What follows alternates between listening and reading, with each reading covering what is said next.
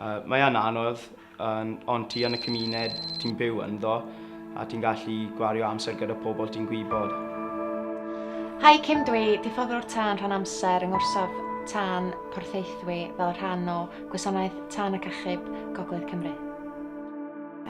Does na ddim diwrnod cyffredin yn y gwasanaeth tân ac achub, a dyna pam dwi'n licio fo. Mae bob diwrnod yn wahanol. Mae hyd yn oed i'r noson drill a'r nos lun yn wahanol. So chdi'n gallu cael galwad allan adeg yna, a mae'n hollol wahanol. Mae'n exciting. Roy Evans, rheolwr criw rhan amser yn gorsaf tân Aberteifi.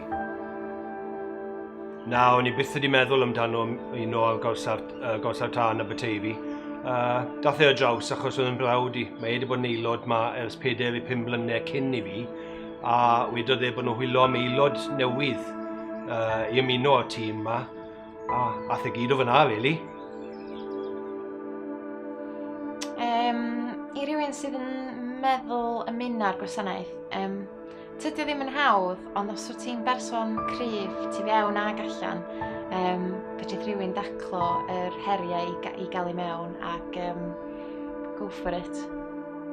Mae ymuno o gwasanaeth tân wedi hala fi meddwl bach fwy amdano pobl eraill.